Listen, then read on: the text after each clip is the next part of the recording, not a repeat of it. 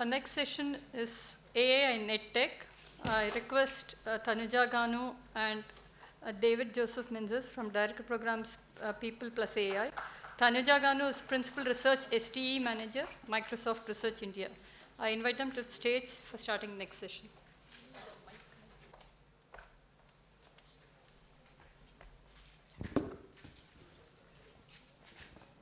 Well, hi everyone, good afternoon, or is it still morning? I hope you're enjoying the Bangalore rains that we've much been hoping for. Today we have the privilege of being in conversation with Tanuja Ganu, Principal Researcher at Microsoft, who will be talking and presenting AI and EdTech, and specifically the Shiksha Copilot. So Tanuja, as we jump in, give us a one-liner introduction of what Shiksha is, how did it come about, and I know you have some slides to show as well. Good afternoon, everyone, and really glad to be here. So primarily, one-line description of Shiksha is all of us have been looking into, and I think today we are primarily discussing about the GenAI applications and how we can make use of generative AI and latest technology for giving the best value to every individual. So Shiksha Copilot started with that thought, what are the applications of GenAI? And especially when we are looking at the population in India, what could be the impactful applications of GenAI to start with? And of course, the first domain that comes to our mind is education, next is healthcare, and then the agriculture, right? So when we started looking at education, there are a lot of agri-tech EdTech startups which are primarily looking into students and the AI as a tutor for students, but we couldn't find much for teachers. And Shiksha Copilot is AI assistant for teachers so that they can give personalized learning experiences to their students, which are completely embedded in their curriculum. Got it. And how far has Shiksha gone so far? I know you've started the pilots of it already. And at some point, we also have an introductory video to show you. So let me know when that would be a good time to show it. So I would say that Shiksha Copilot started around a year back when we finalized on the application, and we thought that education would be a good domain for us to explore. We did a lot of interactions with the teachers, starting from the public schools, government school teachers, to highly resourced schools in India, both from the sectors of primary education, middle school education, and the higher education and college education as well. And we realized that there is a real need of getting some interesting learning experiences for students so that students stay engaged and they can learn better, specifically in middle school where there are a lot of science concepts, math concepts, etc. So today we have completed first pilot with around 50 teachers from government schools around Bangalore in Karnataka. And from the new academic year, which will be starting in June, July now, we are planning to scale up to 1,000 government school teachers. But again, I would still say that this is a research prototype from Microsoft Research, right? We are not looking at it as a product, but we really want to look at how we can learn more, how we can understand the research problems, we can understand the gaps in deploying these applications. So that's really is kind of a journey. So maybe let me just show the video and we can get started from there. So I'll just say that, as I just mentioned, there are a lot of use cases for empowering self-learners and students. And there are already, I think, some of the successful evaluations of those in the world today, as in, for example, AI-based virtual tutor from Khan Academy, or conversational AI for language tutoring from Duolingo, personalized feedback and critique, which we are seeing as the most important use case, which is being used in most of the applications. And there are some of the interesting use cases for empowering teachers. And when we interacted with a lot of these teachers through surveys and the user studies, what we realized was a lot of these teachers are really passionate about delivering great value to their students.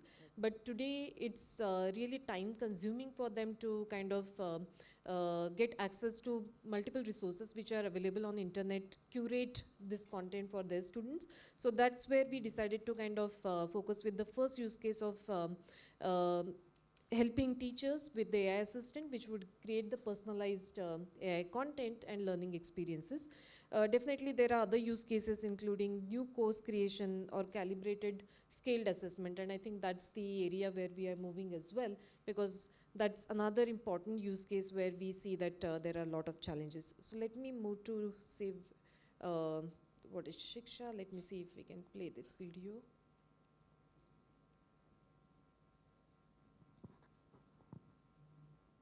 You might need to add audio? some audio to it.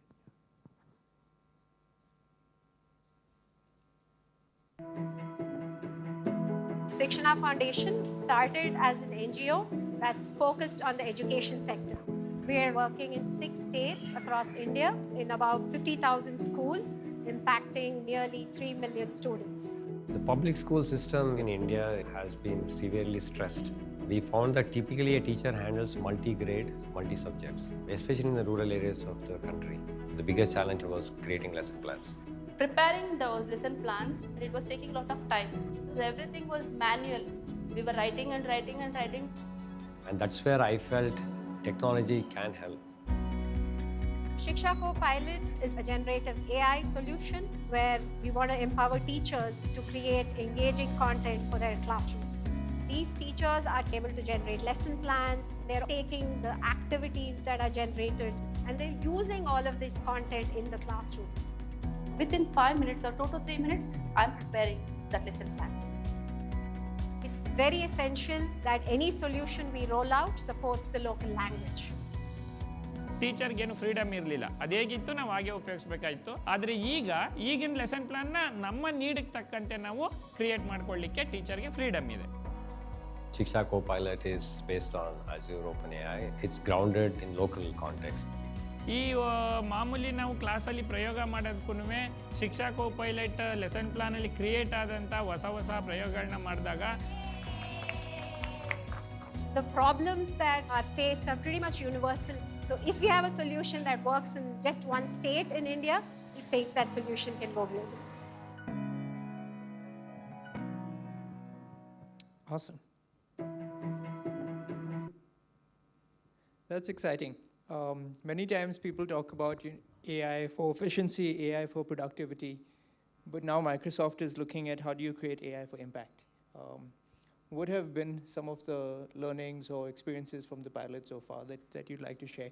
And to add a caveat to that, there are AI founders in this room that are piloting and prototyping, validating their use cases, solutions. So if you can talk a little bit about your journey of how you validated the value proposition of Shiksha and went about that pilot. Yeah.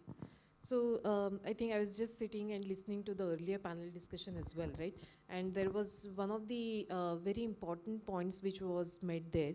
So before we get into the technology, as in I have been working as part of Microsoft Research's center, incubation center called Societal Impact Through Cloud and AI, which is in existence for last 5 years. So we had been looking into lot of different technologies for addressing some of the societal challenges. But the philosophy is not the technology first, but to address the societal problem with the simplified and the most simplified way. So if we can use the least amount of technology, I think that would be the best solution, is what my experience has been. So when we started looking into GenAI application as well, I think the important aspect to look at is where the technology can really create an intervention, and with the minimal intervention, how can we get the maximum impact? So are there areas where really GenAI technology can create that intervention? And we realized that this was one of the use cases.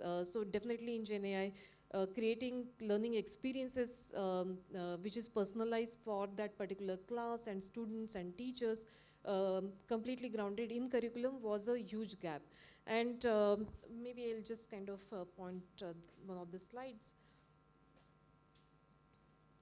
So what we realized based on a lot of interactions with students and teachers is today teachers are spending, so if most of these government school teachers are spending up to 5 hours for teaching classes in the classrooms, and they have to spend equal amount of time if they want to really generate the best content for those classes which are engaging and which would kind of improve the learning outcomes. So this was a real gap where the quality of content need to be customized, as well as the amount of time that they really take in generating that content is minimized. This other important thing that we wanted to look at is it's not the prescriptive thing, right? As in, we don't want to kind of give one lesson plan which all the teachers would use without kind of using their creativity. And interestingly, when we started interacting with the teachers, I remember in the first meeting someone asked me, would it kind of impact the creativity of the teachers? As in, I'm being creative today, is it going to impact my creativity? So I think these are still some of the important questions, and that's where we didn't want to kind of go with the prescriptive approach, but empower the teachers so that they can say that I have these kind of resources, I have household resources, and I want to kind of teach the lesson on acids and bases. So it would give the activities which are really kind of suited for the resources which are available, the way the teacher is interested in teaching. So I think reducing time, efficiency, quality, but really kind of understanding the needs of this user group, what are the experiences that and the workflows that they are using today, and what are the infrastructure available to them. So most of these cases, they are creating these lesson plans on phone because they don't have the desktop systems, or they don't have the continuous connectivity to the internet. So I think that poses real technical challenges for us to solve in the real world. There was an interesting EdTech startup that I won't mention, which essentially they were trying to do a similar thing where they were trying to create a copilot for providing tutorial content. And what they found was training on the textbook content was not good enough. So what they did, and this was a creative way of data collection, they added a little microphone to every teacher, or the 50 best teachers in the state for one semester. And at the end of that semester, they had a transcription, a speech-to-text transcription of all the data that the teacher and all the creative ways that teacher would use to describe a subject, as well as the questions the student would ask the teacher. And so then they use that as a way of fine-tuning on top of the subject content and the textbooks and the digitized material. How did you go about building your data sets and data sources to train your AI on?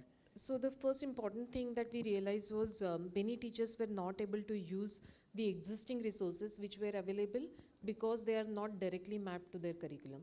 Right. And many times, especially when we were interacting with, let's say, teachers in the government schools, it was important that the examples which are being provided, activities and assessments which are being provided, are suitable for their diverse classrooms. Some of the students might be beginners, some might be at intermediate level, and some might be at advanced level.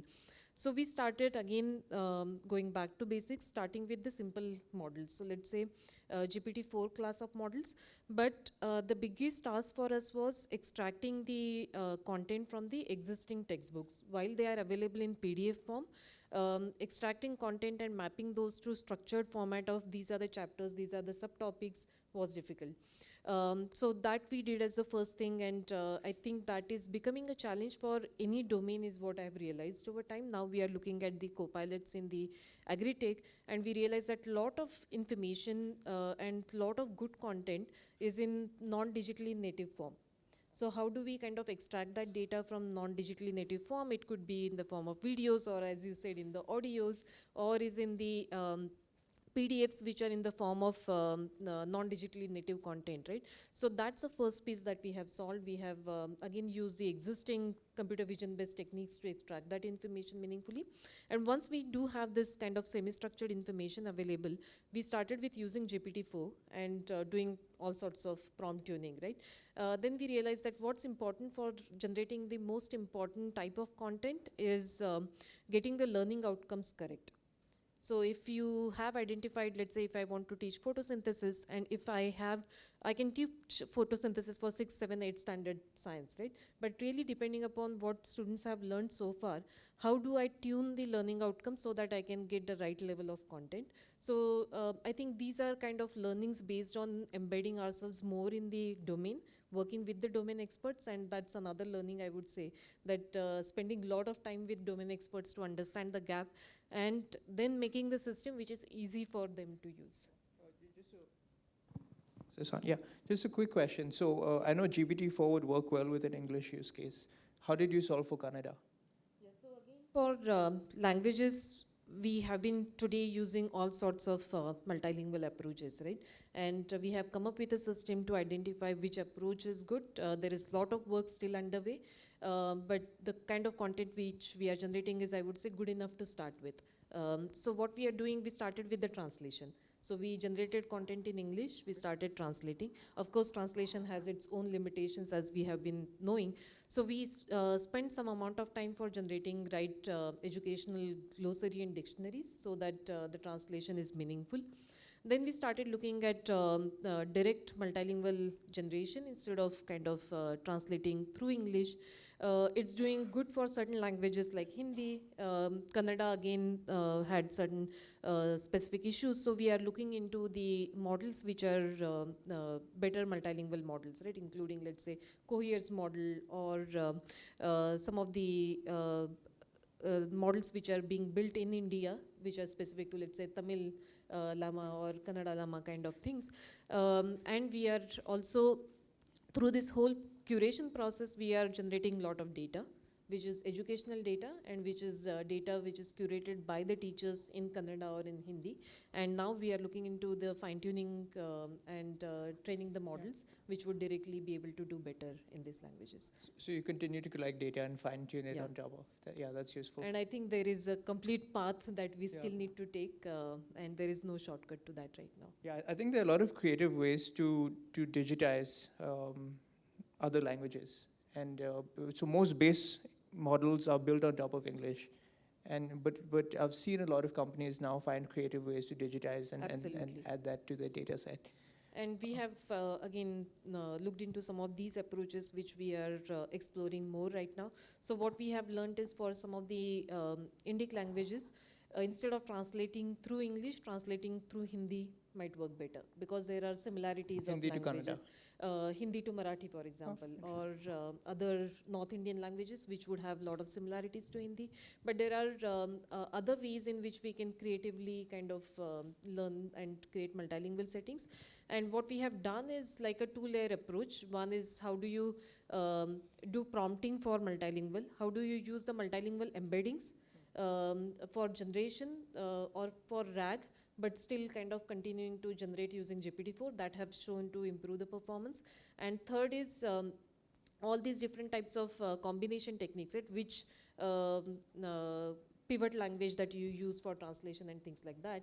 And then writing a learning algorithm which would choose, depending upon your task and language, which base model to use, which multilingual embedding to use, and which prompting approach to use. Let's talk on the customer side of things. I think it's an easy sell to convince people in this room that AI and EdTech is useful. Tell me about the government school teacher. What are some of the fears, the concerns when you introduce an innovation like this? Is there resistance that AI will take my job, and if I adopt this in 5 months, it'll be the AI teaching the class? So I think there what are some of the things top 3 or 4 I would say are concerns, right? First, as you rightly pointed, the first question is it going to replace me, right? As in, the first concern from teacher is the replacement. But that's where we really wanted to kind of, and that's our approach and philosophy as well, that especially in the school education, teachers are irreplaceable. So being the physical presence of the teachers and really providing the personalized teaching is important. So the approach that we went with is this system is not going to replace you, but this is going to aid you. This is like your assistant. You can ask questions, you can generate engaging content. And I think that's really is the truth, especially for the school education. The second concern is definitely hallucination is the biggest issue, and that still with a lot of approaches that everyone has tried out, including grounding, fine-tuning, and having the reviewer in the system. So that's one of the ways in which we are kind of handling the hallucination problem. But this was also one of the reasons we decided to design the system with expert in the loop.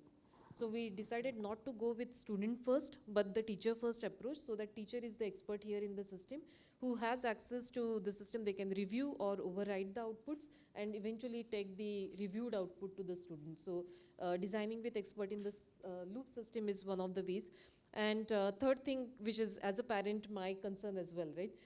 When we are deploying AI in EdTech, is it going to kind of reduce or diminish some of the skills? Like I remember I learned doing calculations through tables, and I really kind of get completely surprised when the emphasis is not given on calculation since the time calculator started. So this is one of the concerns that I have, and while we are kind of focusing on AI for education, making sure that certain important skills like critical thinking, comprehension, writing, are not kind of lost in this whole process over the years, right? Is one of the things that we really need to look into.